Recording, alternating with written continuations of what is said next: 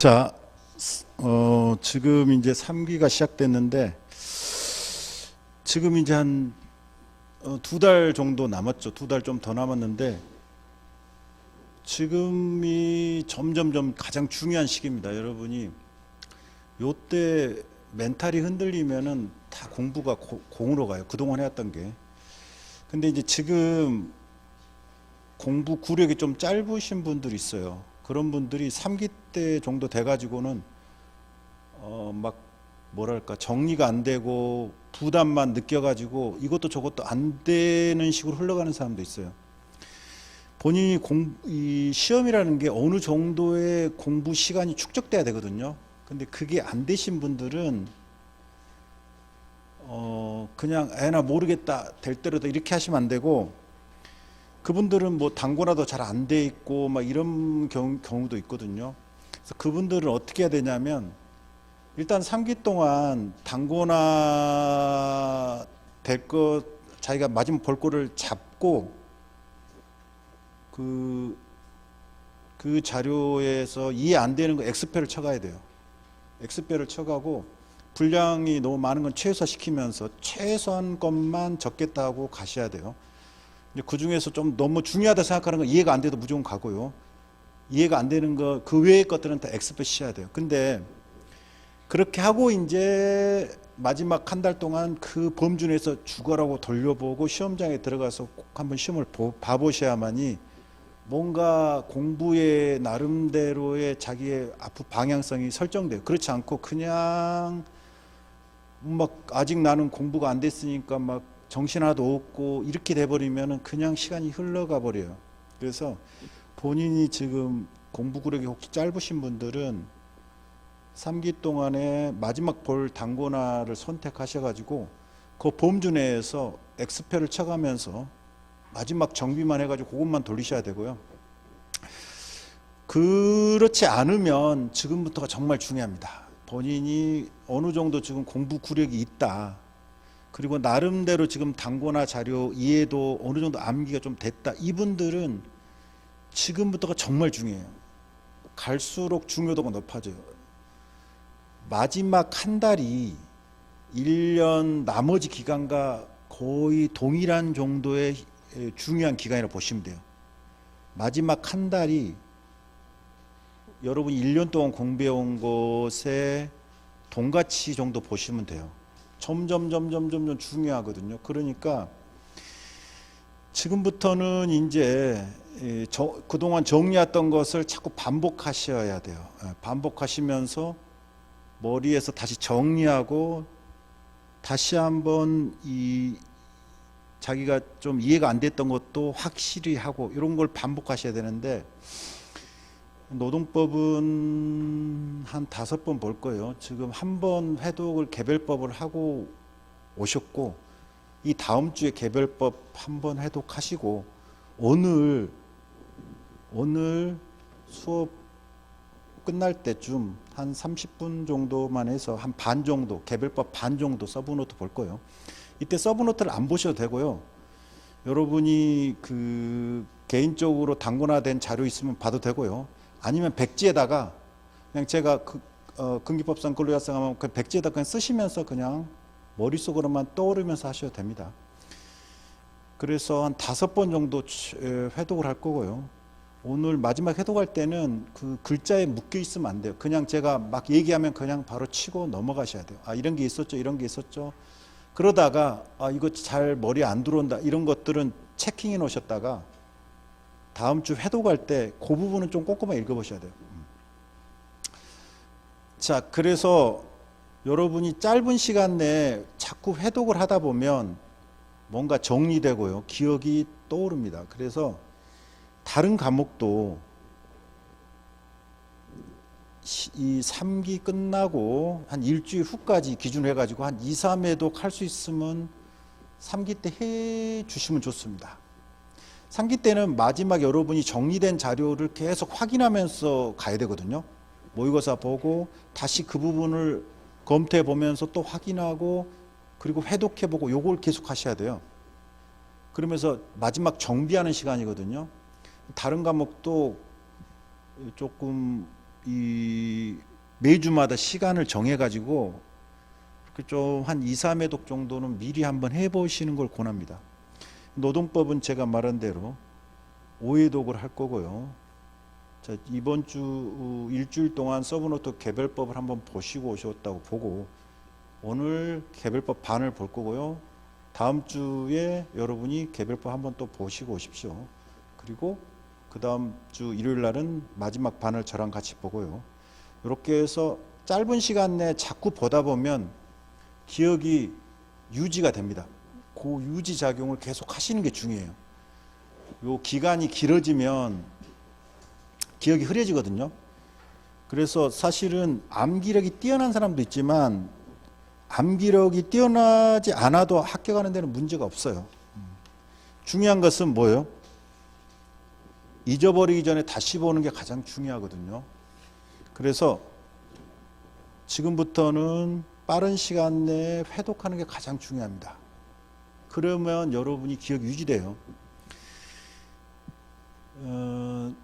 여러분이 이 100개의 방이 있는데 그 100개의 방에 들어가서 각 특징들을 얘기하라고 했을 때 방법이 10시간을 주면 한 방에 들어가 가지고 오랜 시간 있다가 또 둘째 방에 들어가서 오랜 시간 있다가 한 번씩만 보면 기억이 안 납니다. 가장 좋은 방법은 자주 들락날락 걸리면서 큰 특징만 파악하고 또 두 번째, 세 번째에서 이 방을 회전하는 게 가장 중요해요. 그래야 기억력이 가장 좋아요. 자, 그래서 지금부터는 빨리 전체를 계속 돌려야 됩니다. 그러면서 여러분이 중간중간 이제 좀 혼돈스러운 거 좀 정밀하게 보고 다시 또 치고 나가고 요걸 계속 반복하셔야 돼요. 요 작용을 상기 때 어느 정도 조금 하시고 마지막 한 달 하면은 그게 지식이 폭발하거든요. 요것이 굉장히 중요하기 때문에 지금은 우왕좌왕하면 안 돼요. 우왕좌왕하면 안 되고, 그리고 모의고사는 이거는 연습이에요. 연습이기 때문에 잘 쓰면 좋은데 못 써도 상관없어요. 시험의 합격과는 직접 관련성이 없습니다. 오늘 문제를 풀어봤는데 내가 다 잘 썼다. 그 사람 100% 합격한다는 보장은 없어요. 예. 그렇기 때문에 모의고사는 연습입니다. 주의하실 점 뭐예요? 물론 뭐 나는 도저히 구력이 안 돼가지고 아예 쓸 수도 없고 이해도 안 돼. 이런 분들은 그냥 공부를 하셔야 되는데 어느 정도 쓸 수 있다면 일단은 보지 않고 쓰셔야 됩니다.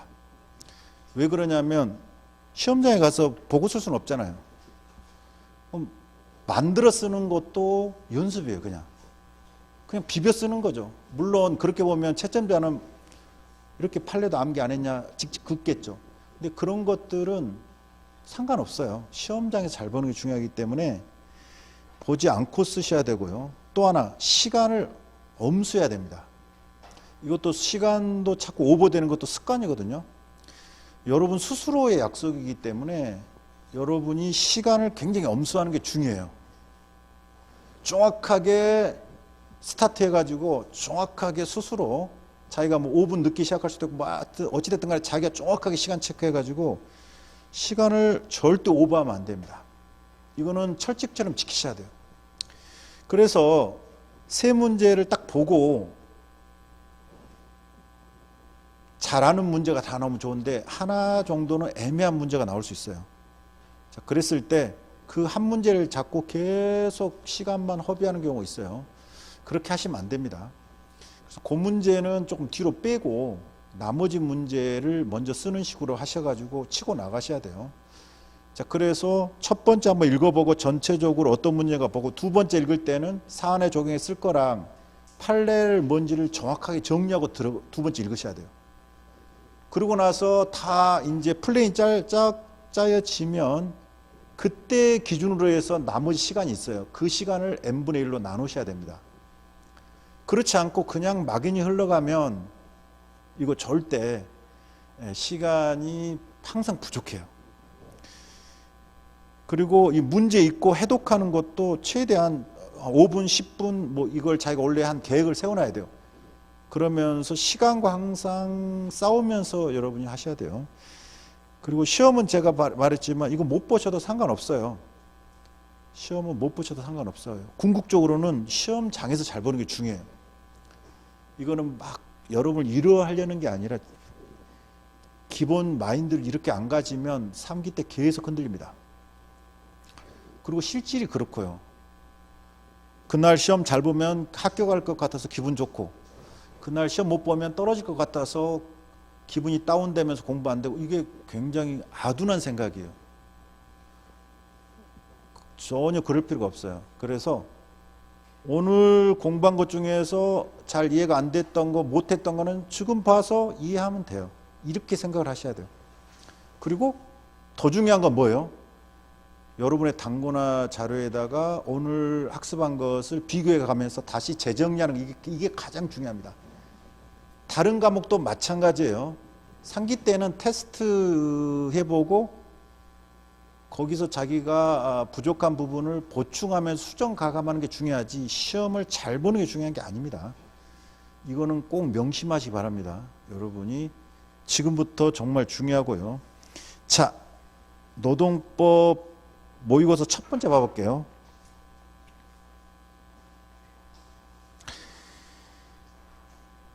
자, 문제 1번을 보시면 뭐예요? 노동법 모의고사 첫 번째 문제 1번이 뭐죠? 물음을 항상 먼저 읽어보세요. 여러분 대충 물음을 읽어보면 이 문제가 대충 어떤 건지를 알 가능성이 높아요. 물음 1이 뭐죠? 근무 성적, 근무 능력, 분량을 이유로 근로자 값을 해고할 수 있는가? 그러면 이거는 뭐죠? 저성과자. 저성과자에 대한 해고의 정당성을 묻는 문제일 가능성이 거의 90% 이상이죠. 물음 2는 뭐죠? 근로자 갑은 해고 통지가 근기법 27조를 위반한 것이라고 주장하고 있다. 근로자 갑의 주장은 타당한가? 27조는 서면으로 해고 사유와 해고 시기를 통보하도록 돼 있고, 특히 해고 사유 기재에 있어서 최근에 뭐죠? 어느 정도 기재해야만 되는가? 이 문제가 발생을 하죠. 최근에. 그래서 해고 사유 적시와 관련된 문제라는 어느 정도 추정을 하고 여러분이 들어가셔야 돼요. 문제 1을 읽어볼게요. 자, K주식회사는 조선업을 영위하는 회사이고 근로자 갑은 K주식회사와 기간의 정함이 없는 근로계약을 체결한 자이다.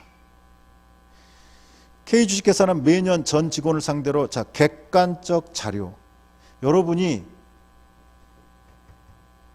근무 성적, 근무 능력, 분량을 이유로라고 하면 솔직히 말하면 실제 시험에서 그냥 읽을 수도 있는데요. 조금 더 빠른 사람들은 어떻게까지 할까요? 그 판례를 떠올려 보시는 게 더 좋습니다. 시간을 줄이려면 최근 판례가 뭐였어요? 일단은 평가가 공정하고 객관적이어야 되죠. 첫 번째가 그렇잖아요. 첫 번째가 그 평가가 공정하고 객관적이어야 되잖아요. 두 번째가 상대적으로 낮은 게 아니라 최소한의 수준에도 못 미쳐야 되죠. 두 번째가. 세 번째는 향후 개선 가능성. 이 세 가지가 포인트였거든요. 잊어버렸을 거예요, 아마. 여러분이 기억을 하실 분도 있겠지만 잊어버렸을 거예요. 최근 판례와 관련해 가지고 나눠드렸던 그 자료 등 뭐 판례도 있었지만, 그래서 이걸 사실상 머릿속에 떠올리고 바로 들어가면 시간을 줄이겠죠. 두 번을 읽으면서 사안의 적용 체킹하기보다는 그냥 바로 이게 가능성이 높으면 바로 룰을 떠올리고 바로 사안의 적용에 쓸 걸 체킹 1, 2, 3. 그래서 객관적인 자료를 토대로 인사평가를 실시했다. 이거는 이 객관적 자료가 또 잘못됐냐 안 됐냐 이렇게 따지면 끝이 없고, 이 자료가 공정하고 객관적인 기준에 따라 아마 이루어졌을 거야. 이걸 추정해 주죠. 자, 근로자 갑은 주식회사가 매년 시행하는 인사평가 결과 자, 전체 근로자 1000명 중에 1000명이다. 1000등이다. 이건 뭐예요? 꼴등이죠. 그러면 이거는 일단은 일단은 근무 성적이 불량한 게 맞는데 단순히 첨등이라 해서 무조건 이게 해고 가능성이 있는 건 아니에요. 근데 2016년부터 2020년까지 계속 그러면 4년이죠. 6, 7, 8, 9, 10, 5년이죠. 5년 동안 지속적으로 일했다. 이런 것은 이 사람은 누가 보더라도 뭐죠? 객관적으로 직무 수행 능력이 최하라는 거죠. 천등했다가 또 뭐 조금 올라갔다가 이게 일반적이잖아요. 근데 이 사람 항상 꼴등이다. 이 자체가 이 사람은 최소한의 직무 수행 능력도 못 갖췄다고 볼 가능성이 높은 문제죠. 업무상 잘못을 인한 문제점이 발생하 매년 1회 이상 직무 경고도 받았다. 이것도 마찬가지죠.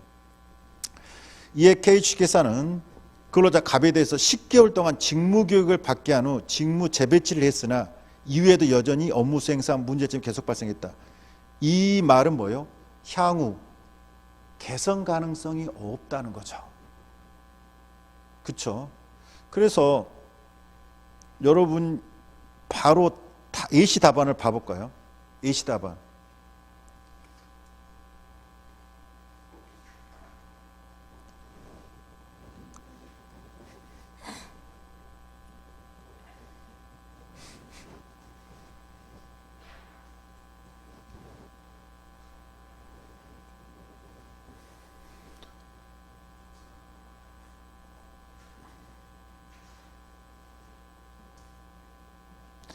자, 판례를 보시면 A씨 답안이 있죠. A씨 답안을 보시면 판례 법리를 바로 봐볼까요? 평가, 최소, 개선 사회. 첫 번째가 평가가 공정하고 객관적이어야 되고, 그 다음에 직무 수행 능력이 최소한에도 못 미쳐야 되고, 향후 개선 가능성이 없어야 되죠. 그래서 평가, 최소, 개선 사회. 근기법 23조 1항은 사용자는 근로자에게 정당한 이유 없이 해고하지 못한다고 하여 해고를 제한하고 있다. 사용자가 취업규칙에서 정한 해고 사유에 해당하는 이유로 근로자를 해고할 때에도 정당한 이유가 있어야 된다. 일반적으로 여기서부터가 중요하죠. 앞에는 사실 뭐 안 써도 상관없죠. 이거는 뭐예요? 그냥 조문의 해설이니까 이 부분은 판례에서 적시했어도 안 써도 상관없고, 동그라미 2번부터가 여러분이 쓰셔야 되죠. 일반적으로 사용자가 근무 성질이나 근무 능력이 불량하여 직무를 수행할 수 없는 경우에 해고할 수 있다고 정한 취업규칙 등에 따라 근로자를 해고한 경우, 사용자 근로자의 근무 성질이나 근무 능력이 불량하다고 판단한 근거가 되는 그 평가, 이게 첫 번째죠. 평가. 첫 번째가 평가입니다. 평가. 이 평가가 공정하고 객관적 기준에 따라 이루어지는, 그래서 첫 번째가 평가를 기억하셔야 돼요. 그래서 이 판례를 이제 암기했으면 동그라미 1 평가를 해놓고 이 사실관계 읽으면서 그 관련된 걸 찌끄고는 동그라미 1 이렇게 적어 놓으셔야지 나중에 사안에 적용할 때 그것을 디테일하게 할 수 있어요.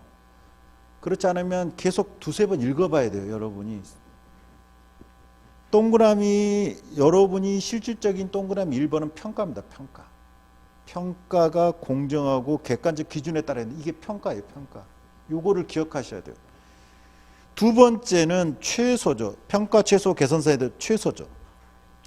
근로자의 근무 성적이나 근무 능력이 다른 근로자에 비해 상대적으로 낮은 정도를 넘어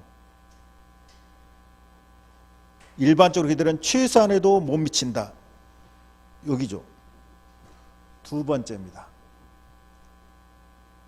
상대적으로 낮은 게 아니라 최소한의 수준에도 못 미친다. 그래서 최소가 동그라미 두 번째예요. 세 번째가 향후 개선 가능성이죠. 개선. 향후 개선 가능성은 인정되기 어렵다. 요 세 가지 포인트예요. 평가, 최소, 개선사회. 평가, 최소, 개선사회. 요거를 기억하셔가지고 이 문장은 그대로 안 써도 상관없어요. 이 문장을 이대로 꼭 100% 쓰려고 할 필요가 없어요, 여러분. 이걸 완전히 사진 찍듯이 꼭 쓸 필요는 없잖아요. 하지만 중요한 것은 문장 자체는 이상하면 안 돼요. 만들어 써도 되지만 문장 자체가 읽으면서 자꾸 막 이상하게, 이 문맥 자체가 이상하게 쓰시면 안 되지만 문구는 어떻게 바꿔도 상관없어요. 하지만 평가 최소 개선 사회에서 평가 최소 개선 이 세 가지 포인트를 기억하셔야 됩니다. 그리고 요거를 동그라미 1, 2, 3을 해가지고 문제지에다가 읽으면서 동그라미 1 관련된 거, 동그라미 2 관련된 거, 동그라미 3 이렇게 해가지고 사안의 조경할 때 바로 쓰실 수 있도록 시간을 줄이셔야 돼요. 그렇지 않으면 계속 왔다 갔다 한다든지 뭔가 정돈되지 않는 사안의 조경을 쓸 가능성이 높습니다. 그냥 대충 두리뭉실하게 해가지고 막 쓸 가능성이 높아요. 뭔가 명료하고 정착하게 쓰시려면 이렇게 하셔야만이 시간이 줄습니다. 그래서 평가 최소 개선사에 요 세 가지 요것이 되면 뭐라고요? 사회 통념상 고용관계를 계속할 수 없을 정도인 경우에 한하여 여기에 해당하죠. 사회 통념상 고용관계를 계속할 수 없을 정도에 해당해야만 23조 1항에 정당한 이유가 있잖아요. 자, 그래서 평가 최소 개선사에 여러분이 이 부분을 정확하게 기억해 두셔야 됩니다. 평가 최소 개선사에 최근에 이 저성과자와 관련된 판례들이 많이 나오고 있기 때문에 요 판례, 최근 판례를 여러분이 좀 잘 알아두셔야 돼요.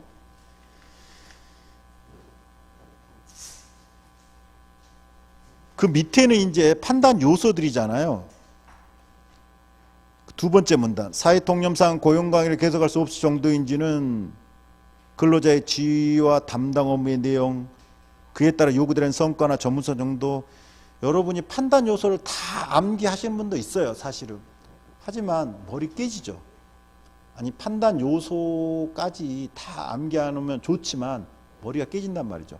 밑에는 안 쓰셔도 상관없어요. 두 번째 문단은 굳이 안 쓰셔도 상관없습니다. 하지만 나는 이제 욕심이 된다 그러면 그 중에서 뭐 한두 개는 쓰겠다 이렇게 해서 또 한두 개 쓰신 분도 있어요. 요거는 선택사항으로 남깁니다. 그렇지만 뭐는 써야 돼요? 평가 최소 개선사에는 써야 됩니다. 판단 요소는 여러분이 100% 쓸 필요가 없잖아요. 쓰면 좋지만 모든 걸 다 암기에 의존할 수는 없어요. 근데 이제 공부가 좀 여력이 되면은 조금 더 써야 돼. 그러면 읽어보다가 한두 개만 쓰셔도 상관없고 아예 안 쓰셔도 상관없습니다. 여튼 평가 최소 개선사에는 여러분이 정확하게 기억을 해 두셔야 돼요. 최근에 이에 대한 판례들이 계속 나오고 있기 때문에 여러분이 이 부분은 정확하게 기억을 하셔가지고 꼭 요건 나오면 맞힐 수 있도록 해 주시기 바랍니다. 자, 그래서 사실은 여기까지만 하면 문제는 다 풀려버리죠. 여기까지 읽으면 풀려버려요, 문제가. 문제 자체는 풀려요. 답안을 봐볼까요? 정점의 정리. 근로자 갑에 대한 해고가 정당하려면 근기법 23조 1항에 정당한 이유가 있어야 되죠. 근무 성적, 근무 능력 분량이 사회 통념상 고용관계를 계속할 수 없는 경우에 해당하는 이게 포인트죠. 23조 1항의 정당한 이유는 케이스 바이 케이스이기 때문에 우리가 일률적으로 말할 수 없잖아요. 판례는 사회 통념상 고용관계를 계속할 수 없을 정도면 정당한 이유가 있다 이렇게 보는 거잖아요. 그러면 케이스마다 다 달라요. 그런 경우 우리 근무 성적이나 근무 능력 분량은 평가 최소 개선 사회에 해당하면은 된다고 보는 거니까 요거를 기억하셔야 됩니다. 평가 최소 개선 사회. 요거를 기억하시기 바랍니다. 관련 규정은 23조 1항 적어주시고요. 판례법리 쭉 적어주시고 사안의 적용은 요거는 여러분이 이제 좀 꼼꼼하게 이런 식으로 적어주면 좋다는 거죠. 사안의 적용을 조금 더 디테일하고 좀 정비되게 적어주면 좋다는 겁니다. 평가 기준의 객관성. K주식회사는 매년 전 직원을 상대로 객관적 자료를 토대로 인사평가를 실시하고 있다. 따라서 근로자 갑의 근무 성질이나 근무 능력이 불량하다고 판단한 근거가 이럴 것이다 이렇게 보는 거죠. 공정하고 객관적 기준에 따라 아닐 수도 있는데 이 문제를 풀어야 되잖아요. 문제를 어차피 OX를 정해놓고 답을 쫓아가는 개념이잖아요. 이 객관적 자료가 아닐 수도 있지만 여러분은 문제를 지금 한쪽으로 방향을 설정하고 푸는 거예요. 주관식은 열린 정답은 원리는 없어요. 출제자가 답을 정해놓고 문제를 내요. 근데 이 해독하는 사람이 이렇게도 해독할 수도 있고 저렇게 해독할 수 있으면 안 좋은 문제입니다. 그 문제는 좋은 문제가 아니에요. 즉 갑론을박되는 문제들 있죠. 그 문제는 좋은 문제가 아니에요. 자, 넘겨볼게요. 3페이지. 최소한의 직무수행 능력 결여. 근로자 갑은 K주식회사가 매년 시행하는 인사평가 결과 1000명 중 1000등이었고 그것이 5년 동안 계속적으로 지속됐죠. 또 매년 직무 경고도 받았죠. 이 정도 되면 상대적으로 낮은 정도가 아니라 누가 보더라도 최소한에도 못 미친다 이렇게 보는 게 타당하다. 만들어가는 겁니다. 향후 개선 가능성. K회사가 10개월 동안 직무 교육을 받았지만 개선한 점이 하나도 없죠. 자, 이렇게 보면은 향후 개선 가능성도 사실은 어려울 거다 이렇게 판단되죠. 그래서 로마자 네 번째 소결이라고 써도 되고요. 쭉 이렇게 써주시면 됩니다. K주식회사는 최교 측의 근무 성력, 근무 능력이 현재 불량하여 직무를 수행할 수 없다고 인정되는 경우를 해고 사유로 기재하고 있고 근로자 갑의 근무 성력, 근무 능력의 불량이 사회통념상 고용관 계속할 수 없을 정도에 해당한다고 판단되기 때문에 해고할 수 있다. 결론은 질문에 응대하듯이 쓰셔야 됩니다. 질문이 뭐예요? 갑을 해고할 수 있는가? 있다 이겁니다. 자, 이 문제는 생각보다는 깔끔한 문제예요. 심플한 문제입니다. 그런데 핵심 뭐예요? 이 판례를 정확하게 기억하고 있는가 이거죠. 판례 중에서 두 번째 문단은 못 써도 된다 했어요. 제가 판단 요소 있잖아요. 그거 기억 못 해도 돼요. 근데 평가 최소 개선 사유는 기억을 해 주셔야 돼요. 그리고 두 번째 포인트는 뭐죠? 사내 적용을 조금 정돈되게 써주냐 이거예요. 사내 적용을 막 뭉땡그려 가지고 막 대충이 아니라 뭔가 정비돼서 써주냐 이 포인트입니다. 생각보다 짧은 시간 내에 정확하게 써줄 수 있는 정도의 분량이고요. 그래서 여러분이 이 문제를 잘 못 쓰셔도 상관없어요. 지금 잘하면 됩니다. 지금 이 문제 혹시 나오면 아 이거는 내가 잘 썼다 이렇게 하시면 되는 거예요. 지금부터는 항상 그렇게 가셔야 돼요. 이거 잘 못 썼다 망했다 이게 아닙니다. 자, 그래서 답안을 내가 여유로우면 이것저것 더 쓸 수도 있지만 일단 핵심을 잘 쓰는 게 중요합니다. 답안을 막 엄청나게 많이 쓰는 게 중요한 게 아니에요, 여러분. 막 다 때려 부어가지고 이것저것 다 많이 쓰는 게 중요한 게 아니라 정확하게 핵심을 잘 쓰는 게 중요하고요. 그 이상 이제 내가 여유가 있을 때는 뭐 더 부가적으로 쓸 수는 있겠지만 핵심은 심플하게 정확하게 쟁점되는 바를 정확하게 적는 게 중요해요. 그리고 이왕이면 문장이 조금 읽는 사람으로부터 혼돈되지 않게 적는 게 중요합니다. 이 읽을 때 문장이 잘 안 읽히는 문장들이 있어요. 그런 문장들은 다 썼어도 점수가 잘 안 나옵니다. 제일 좋은 답안은 뭐예요? 빨리 익히는 답안이 제일 좋은 답안이에요. 그냥 빨리 쭉 읽고 이 답안이 제일 좋은 답안입니다. 이걸 왜 썼지? 이게 무슨 내용이지? 이거 안 좋은 답안이에요. 어차피 채점자는 어때요? 이미 자기가 채점할 대상이 머릿속에 들어가 있어요. 그거 찾아서 그냥 추적하는 개념이지 논문을 읽듯이 어떻게 썼는 이렇게 안 봅니다. 시간도 없고요. 한 몇 분 내에 다 끝나버려요. 여러분 한 답안에 3, 4분? 그냥 쭉쭉쭉쭉쭉 보고 끝내요. 자, 그렇기 때문에 답안이 정확하게 현출되는 게 중요합니다. 자, 그 다음 볼까요? 무르미가 뭐예요? 근기법 27조죠.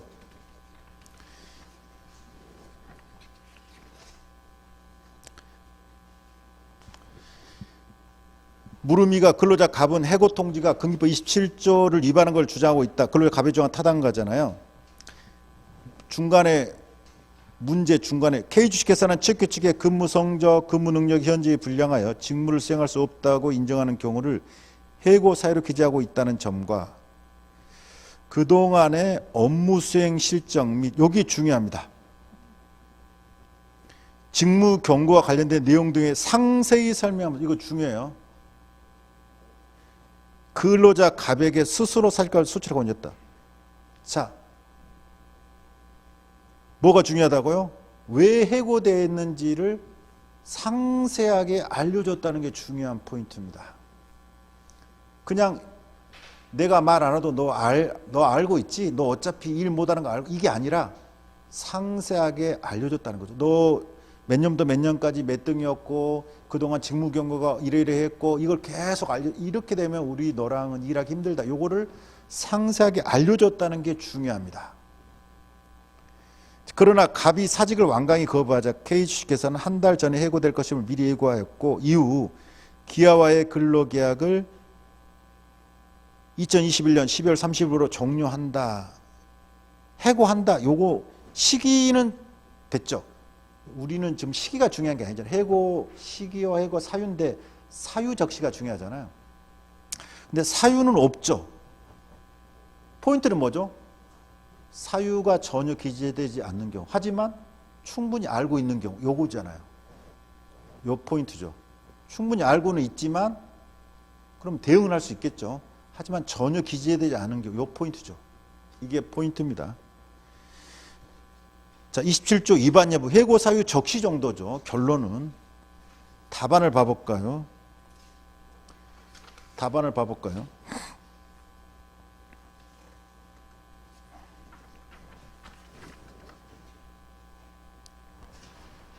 답안 4페이지.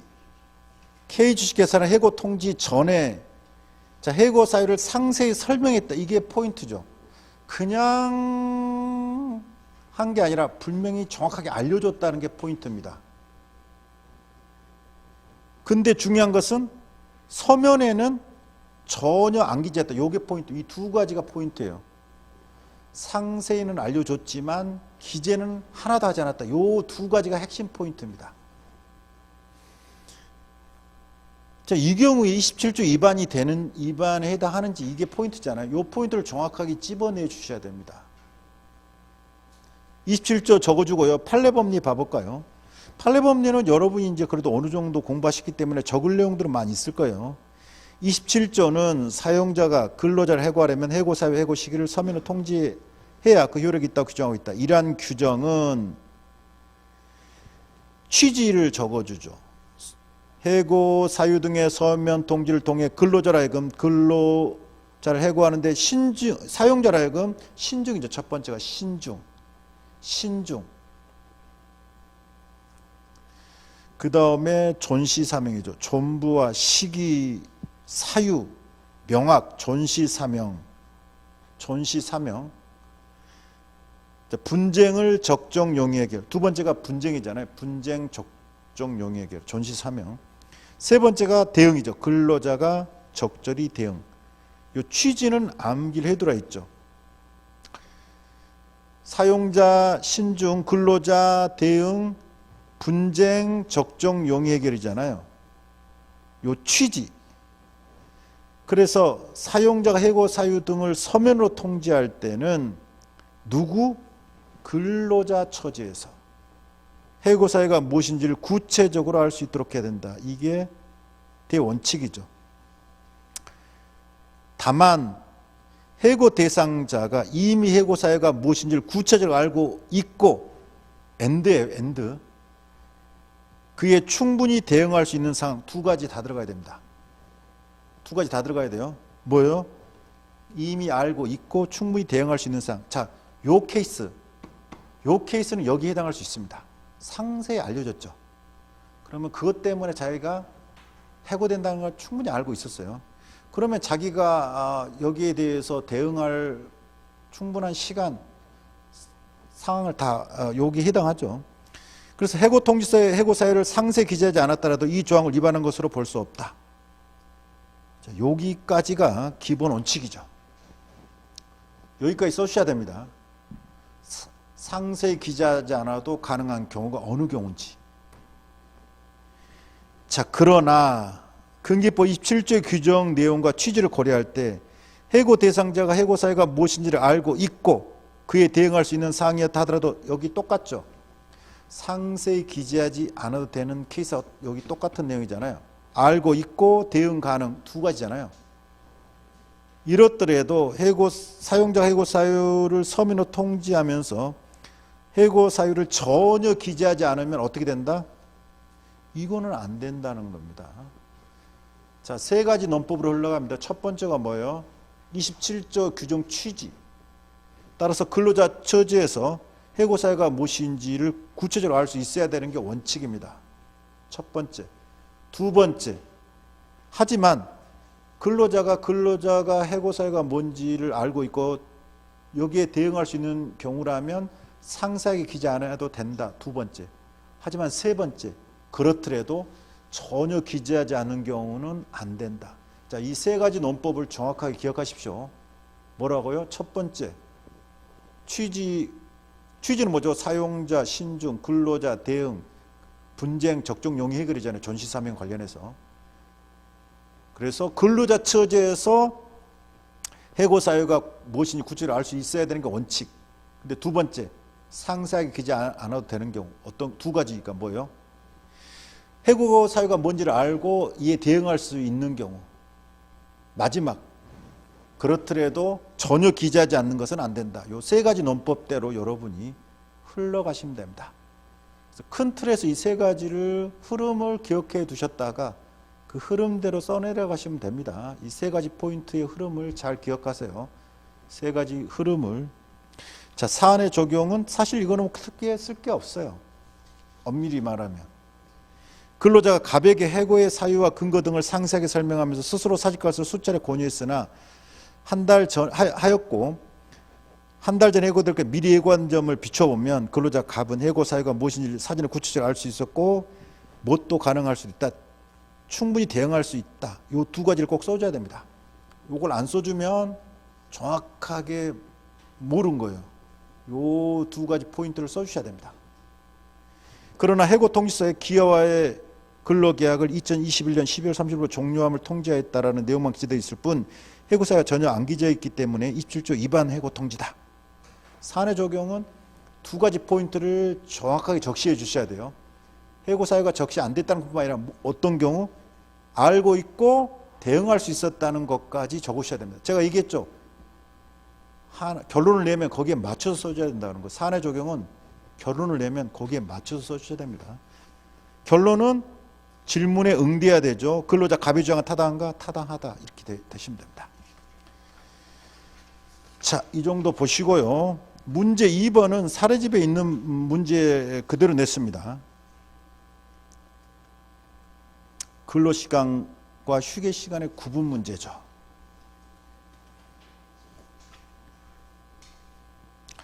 자, 한번 볼까요? K아파트 입주자 대표회의는 아파트를 인재하면 뭐죠? 입주자 대표, 즉 거기에 사는 사람들이 이 비법인 사단의 성격이거든요. 비법인 사단의 성격에서 사실은 공동으로 운영해야 되잖아요. 이 아파트. 그래서 입주자 대표회의가 구성이 되고요. 입주자 대표회의는 감시 단속적 근로자에 대한 고용노동부 장관의 승인을 받은 후 이 노동 강도가 낮은 자들은 어때요? 여러분이 근기법 1차에서 배우시죠. 우리 근기법상 근로시간 규제를 안 받을 수 있잖아요.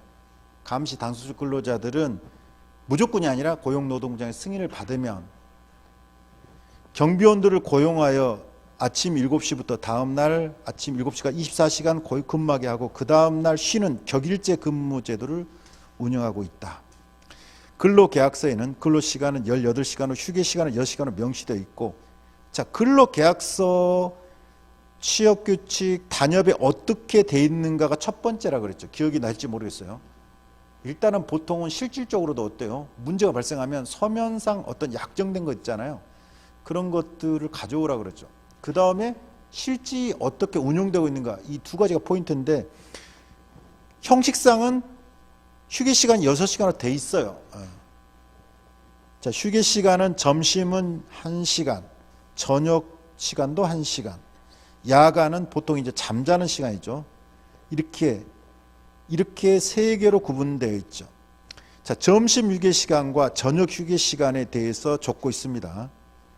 아파트 관리 사무실과 각 경비실 출입구에 휴게시간을 표시하고 있고, 쉬니까 주민들한테 쉬게 하라는 소리죠.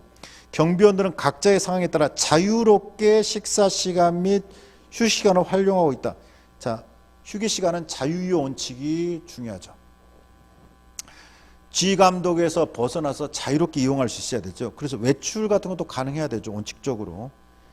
도시락을 가져오는 경비원들은 경비실에서 식사를 하지만 필요한 경우 자유롭게 외부 식당을 이용하기도 하고 거주지가 가까운 경비원들은 집에 가 식사를 하기도 했다.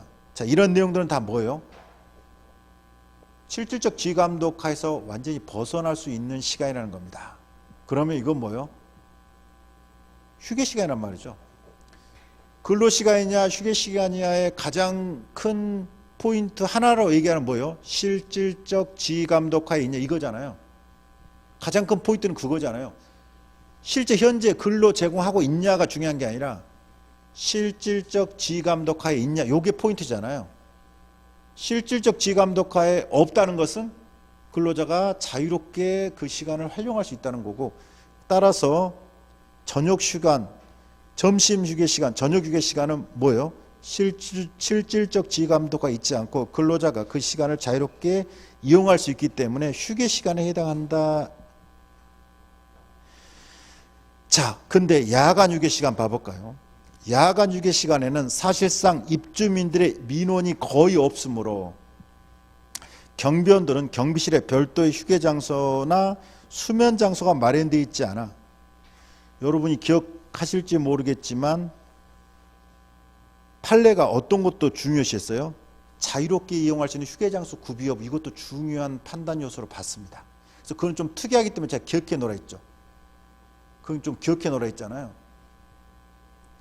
자유롭게 이용할 수 있는 휴게 장소 구비 여부도 판단 요소인데 이거는 조금 특이하니까 한번 기억해 놓으라. 판단 요소를 다 알 수는 없어요. 좀 특이한 것들은 기억을 해 두시면 좋잖아요. 별도 휴게 장소 수면을 마련했잖아. 경비실 내 의자에 앉아 수면을 취하고 있다. 앉아서 조는 거죠. 그냥 꾸벅꾸벅 가면 상태라 그러죠. 다만 입주자 대표에 의해서는 야간에 발생할 수 있는 긴급 상황에 대비해 경비실에 불을 켜고 근무복을 착용한 상태에서 의자에 앉아서 가면 상태. 이건 뭐죠? 자기는 자되 언제든 옆에서 깨면 바로 일어날 수 있는 상황이죠. 가수면 상태죠. 휴식을 취하도록 하고 있다. 이 말은 뭐죠? 대기적 성격이죠. 대기적 성격이잖아요. 여러분이 근로 제공하고 있지 않고 대기하고 있어도 뭐예요? 근로시간을 보잖아요. 여러분이 대기시간도 근로시간이죠. 그래서 이건 대기적 성격을 얘기하죠. 경비원으로 2년간 근무하고 퇴사한 근로자 갑은 24시간 격일제 근무로 인하여 사실상 6시간의 휴게시간도 근로시간에 해당한다. 6시간에 대한 임금 및 그에 따른 추가 퇴직금을 청구했다. 하지만 K아파트 입주자 대표에는 6시간의 휴게시간에 대해서는 임금을 지급할 의무가 없다. 결론은 뭐죠?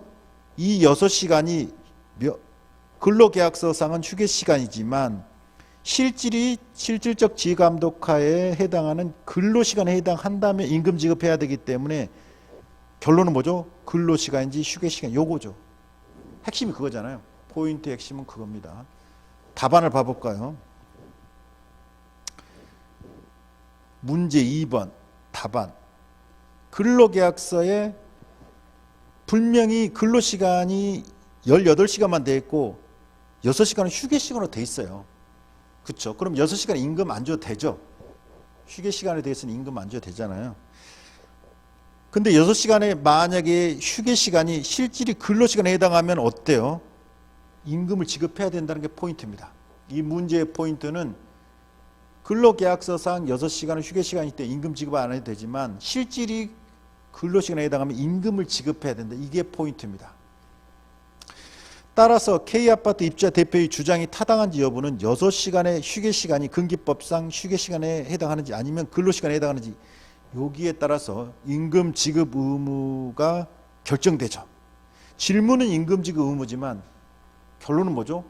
휴게시간인지 근무시간인지가 포인트죠. 관련 규정은 근로시간에 대한 정의 개념은 근기법에 없죠. 다만 이제 법정 근로 시간만 이렇게 몇 시간 이렇게 돼 있죠. 그리고 50조 3항에서는 뭐라고 돼 있어요? 근로시간을 산정하는 경우 작업을 위해 근로자가 사용자의 지휘감독 아래에 있는 대기시간 등도 근로시간을 본다는 이 규정은 있죠. 요거는 관련 규정으로 볼 수가 있죠. 실질적 지휘감독하에 있다고 보는 시간이죠. 근로시간이란 근로자의 사용자의 지휘감독 아래 근로계약상의 근로를 제공하는 시간. 이거는 안 중요합니다. 그거는 뭐 안 죽어도 상관없어요. 자, 휴게 시간은 정의 개념은 없고 어떻게 돼 있어요? 4시간인 경우 30분 이상, 8시간인 경우 1시간 이상. 중요한 건 근로시간 도중에 줘라 이게 있죠. 근로시간 도중에 줘라 이게 있죠. 여기서는 다 근로시간 도중은 맞죠. 시작 전, 시작 후는 아니잖아요. 근로시간 도중은 맞아요. 이거는 큰 쟁점은 아닙니다. 그리고 2항에서는 휴게시간은 근로자가 자유롭게 이용할 수 있다. 그래서 휴게시간은 결론은 뭐죠? 지휘감독으로도 벗어나 자유롭게 이용할 수 있는 시간을 휴게시간으로 보는 거죠. 다만 근로시간 도중에. 뭐 관련 규정은 여러분이 적정하게 그냥 쓰시면 됩니다. 여기서는 사실 뭐 이게 엄격하게 뭐 하는 거 아니에요. 여러분이 자유롭게 쓰시면 되고요. 판례를 봐볼까요? 근로시간과 휴게시간의 구분은 실질적으로 사용자의 지휘감독을 받는 시간인지 여부. 이게 결론이죠. 실질적 지휘감독하에 있냐. 이게 포인트입니다. 결론은. 실질적 지휘감독하에 있냐. 조문상은 지휘감독하의 대기시간은 근로시간, 자유롭게 이용할 수 있으면 휴게시간 요거잖아요. 조문상. 요거는 이제 판례법리는 실질적 지휘감독하에 있냐. 요게 포인트죠.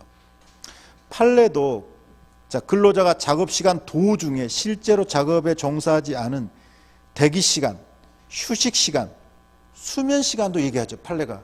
수면시간. 요걸 꼭 써주라 했죠. 대기시간, 조문에 있는 거죠. 대기시간은. 근데 그것뿐만 아니라 우리가 휴면시간이다, 수면시간이다, 휴식시간이다, 수면시간 이런 건 안 중요하다 했죠. 근로자에게 자유로운 이용이 보장된 것이 아니라 실질적 지휘감독 하에 있다면 근로시간, 요게 포인트입니다. 요 표현들도 써주라 했죠. 대기시간뿐만 아니라 휴식시간, 수면시간이라 할지라도 자유로운 이용이 보장이 되지 않고 실질적 지휘감독하에 있다면 근로시간에 포함된다. 요거는 특이하니까 요 판단 요소를 몇 가지 조금 제가 기억하라 그랬죠. 요거는 판단 요소를 다 쓸 수는 없지만 요거는 조금 기억을 해두라 했죠. 근로계약서에 정한 휴식시간이나 수면시간이 근로시간에 속하는지 휴게시간에 속하는지는 특정 업종이나 업무의 종류에 따라 일률적 판단 아니다. 일률적으로 판단할 수 없고 판단 요소들이 나죠. 자, 근로계약서 내용, 취규나 단협의 규정, 요거는 기본이죠. 요거는 기본. 서면화된 것. 그리고 특이한 게 D번이라 그랬죠. 자유롭게 이용할 수 있는 휴게장소 구비업. 이거 좀 독특하다 했죠. 그리고는 실질적 휴게 뭐 방해할 만한 사유. 나머지 것들은 그냥 특별한 건 아닙니다. 자, 그래서 7페이지 가보시면요. 점심시간, 저녁 휴게시간. 점심 휴게시간과 저녁 휴게시간에 대해서는 아파트 관리사무실과 각 경비실 출입구에 휴게시간을 표시하고 있고 경비원들은 각자의 상황에 따라 자유롭게 식사시간 및 휴식시간을 활용하고 있다. 이게 중요하죠. 자유로운 이용이 가능하다. 도시락을 가져오는 뭐 쭉 있죠. 이런 건 사실 뭐 그냥 써주는 거고요. 이러한 점들을 종합적으로 고려해 볼 때 점심 휴게 시간, 저녁 휴게 시간은 사용자의 지감독 아래에 있는 대기 시간 등으로 볼 수 없고 지명령으로부터 완전히 해방돼 자유롭게 이용이 보장되는 휴게 시간에 해당한다. 야간 휴게 시간은 뭐였어요? 야간 휴게 시간은 경비원들이 경비실에 별도 휴게 장소나 수면이 마련되지 않는 상태에서 의자에 앉아서 수면을 취하였고 또 불 켜고 근무복 입은 상태에서 의자에 앉아서 자라고 그랬죠. 그래서 휴식이라 하지만 실질적으로 대기적 성격이죠. 따라서 야간 휴게 시간은 자유로운 이용이 보장되는 휴식, 수면 시간을 보기 어렵고 혹시 발생할 수 있는 긴급 상황에 대비하는 대기 시간으로 볼 여지가 충분하다. 그러면 근로 제공하지 않고 있는 상황이라 할지라도 근기법상 근로시간에 해당하죠. 결론, 점심 휴게 시간과 저녁 휴게 시간은 근기법상 휴게 시간에 해당되고 야간 휴게 시간은 근기법상 근로시간에 해당한다. 따라서 6시간의 휴게 시간에 대해서는 임금 지급 의무가 없다는 K아파트 입주 대표의 주장은 점심과 저녁 휴게 시간에 대해서는 타당하나 야간 휴게 시간에 대해서는 부당하다. 자, 이렇게 보시면 됩니다. 자, 오늘 문제 첫 번째 문제인데 뭐 여러분이 잘 못 쓰셔도 상관없습니다. 약간 문제 1번은 둘 다 중요한 주제고요. 사실 문제 2번은 중요한 주제는 아니에요. 근데 이런 식으로 그냥 약간 브리타 형식으로 그냥 내본 거니까. 근데 1번은 둘 다 중요한 주제입니다. 최근에 자주 판례들이 나온 거고 그냥 문제 2번은 그냥 내본 거예요. 여러분이 잘 아는 문제뿐만 이렇게 애매한 문제가 나오더라도 잘 쓸 수 있는 게 중요하니까. 자, 문제는 이렇게 보시고요. 좀 쉬었다가 두 번째 문제 풀어보도록 하겠습니다.